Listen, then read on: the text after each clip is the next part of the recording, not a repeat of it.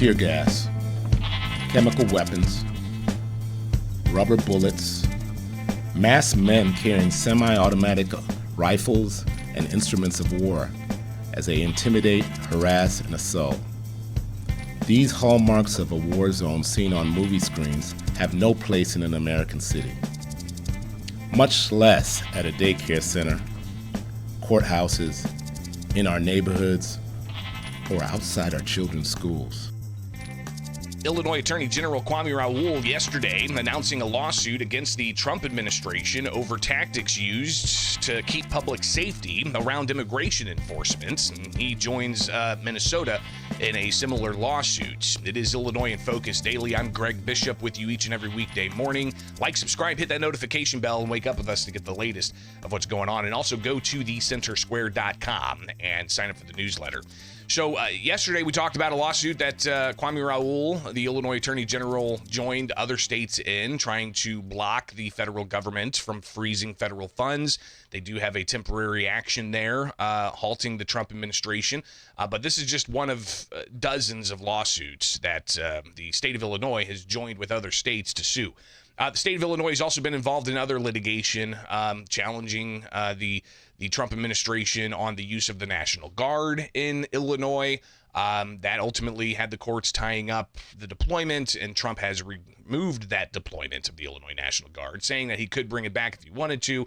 We'll see how that plays out. But you also have the Trump administration suing the state of Illinois and Cook County and Chicago over their migrant sanctuary policies. So that as well is still playing out in the courts. But now we have a new lawsuit to look at, and that is the use of force that Illinois is using in keeping, the Trump administration is using in Illinois to keep the public safety on the streets around immigration enforcement. And Attorney General Raoul yesterday, again, with that cold open, talking about the scene, the tear gas and chemical weapons and such, and he says it's time to take action against the Trump administration. Today, my office is taking significant action to put an end to federal agents' lawlessness in the state of Illinois. Along with the city of Chicago, I have filed a lawsuit against U.S. Department of Homeland Security and its leadership, U.S. Immigration and Customs and Enforcement and its leadership, and U.S. Customs and Border Protection and its leadership. For decades, federal immigration agents have enforced immigration laws in Illinois without significant interruption to public safety. Yet since beginning their incursion in September, CBP and ICE agents have killed one resident, shot another, and conducted a military raid on a Chicago apartment building, detaining all the residents, including children. I want to replay something here from the Attorney General yesterday. When I heard it, it piqued my interest, just in as much as wondering, the political considerations of all of this. And here's the statement that made me consider a little bit more of like just the general history of the past few years, let alone the past year. For decades, federal immigration agents have enforced immigration laws in Illinois without significant interruption to public safety. So you also have to consider that for decades you had different administrations in that were enforcing immigration policy. I mean, videos of former President Bill Clinton talking about if you're here illegally, you need to be removed from the country. That's the federal law. But the previous administration, the Biden administration, the criticism is that they left the border wide open. They weren't enforcing immigration law, and potentially 14 to 20 million non-citizens came into the country illegally. Some of them may have been, seeking asylum. Some of them may have come across legal ports of entry. A lot of them coming across non-legal ports of entry into the country illegally. And then they were essentially bussed from small Texas communities to much larger migrant sanctuary communities like Chicago, for instance. And we had 50,000 plus or so come to Illinois over the span of 2 or 3 years while the border was porous, according to critics. But now we have the Trump administration who got elected on border enforcement and the crackdown. Obviously, you've seen the effects of that. But that means that you've got the Trump administration having to go after non-citizens on the streets in Illinois, in particular, because you've got the state of Illinois not cooperating with federal immigration authorities. And these are relatively new laws when you talk about decades, right? I mean, the Attorney General says for decades, federal immigration law was enforced without problems. Well, for decades, the state of Illinois didn't have migrant sanctuary policies in place prohibiting state and local law enforcement from enforcing federal immigration law. So are these the arguments that are going to be made in this court case? Again, Raoul saying that he filed the case yesterday. And looking at the docket, they filed it, a judge was assigned. The states motioned to have a different judge take the case, Judge Sarah Ellis. And if that name is familiar, she handled the case that some members of different media outlets and various activists filed against DHS over its use of force. That case on its way to being dismissed, but the state wants that judge to take the case. So that's being considered here in this as the case was filed yesterday. And we'll see how the arguments play out and watch that court docket very closely. But Raoul, he explains what he's wanting from the courts. Today, I'm here to say this lawlessness must stop. We're asking the court to order federal immigration agents in Illinois to stop using unlawful tactics, including dispensing tear gas and other chemicals without warning against people who are not resisting, scanning Illinois residents' biometric information, and entering private property without warrant or an owner's permission. We are asking the court to require written documentation for the basis of questioning Illinois residents about their immigration status. We are asking the court to prohibit immigration enforcement in or near courthouses, schools, hospitals, and other sensitive locations, except in extenuating circumstances and with safeguards. And we are asking the court to require all vehicles to have visible and accurate license plates. Now, that issue is something that Illinois Secretary of State Alexi Janulius has been passionate about. He met with the Attorney General yesterday, and they shared a video of a joint appearance together talking about this issue.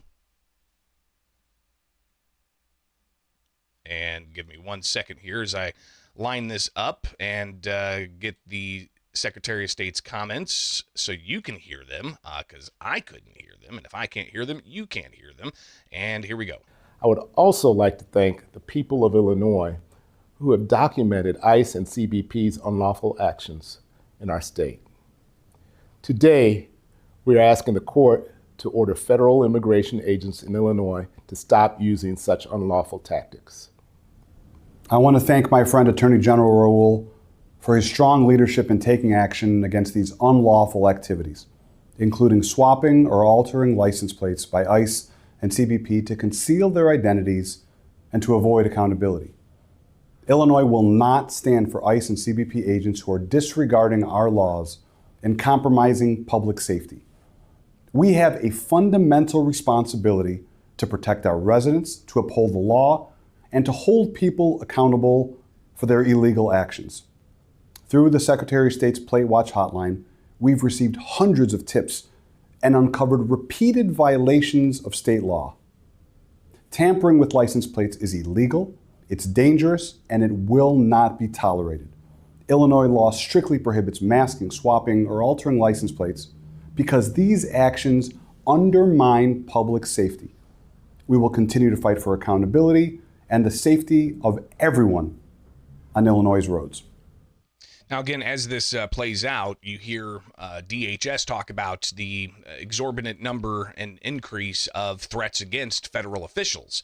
And it's increased 3,000% in some instances, if not more. Agents being targeted with vehicles, that's increased exponentially also. So federal officials seeming to want to be somewhat incognito when they do street enforcement in a migrant sanctuary state. Again, enforcing federal law, non-citizens in the country illegally, it's a federal law violation. They come to Illinois. They can't cooperate with jail officials to pick up non-citizen criminal defendants. So those non-citizen criminal defendants in Illinois, with its no cash bail, ends up out on the streets. And then you have DHS and ICE having to go to the streets to enforce the law in a state like Illinois, leading to some of the alarming things being seen on video. It definitely will get people's attention when they see somebody in a mask, in fatigues, carrying what looks like firearms, and roughing up a protester who got into the space of the law enforcement officer. That's obviously going to be a very triggering thing for some people. But State Representative Brad Halbrook, when we talked about him about this very issue of public safety and immigration enforcement and the cost of it, we talked about the taxpayer cost. He says all of that's not necessary if it wasn't for Illinois' migrant sanctuary policies. But he says that there's a human cost to illegal aliens being in the United States as well. Here's State Representative Brad Halbrook. Well, I think there is a human cost, but I think they need to look at the human cost to the lives that have been lost to innocent Illinoisans due to the hands of these illegal immigrants. We had a couple here just to the east of me in Coles County that were involved in a head-on collision with a pair of illegal aliens. And then the young ladies at the University of Illinois that was rear-ended, and they lost their lives as a result of illegal aliens. So there is a human cost, and I'm not sure why they're not talking about that human cost, because that's real. Those families will never recover from those things. Halbrook also saying that not sure where this is all going to go from here, but said that he trusts the Trump administration. Well, I'm not sure how to proceed, and I know President Trump has a plan, and I know Tom Homan has a plan to address the growing problem, not only in the state of Illinois, not only in Chicago, but across the nation. And I have to, trust them that they know what is best for the citizens of our state and for the citizens of this entire country. So I know a lot of people would disagree with me on that. However, he's the president. Tom Homan is the border czar. It's in their hands to get this situation under control. We'll keep watching it and keep reporting out. So go to thecentersquare.com, get the latest on this story and more right here with Illinois in Focus Daily.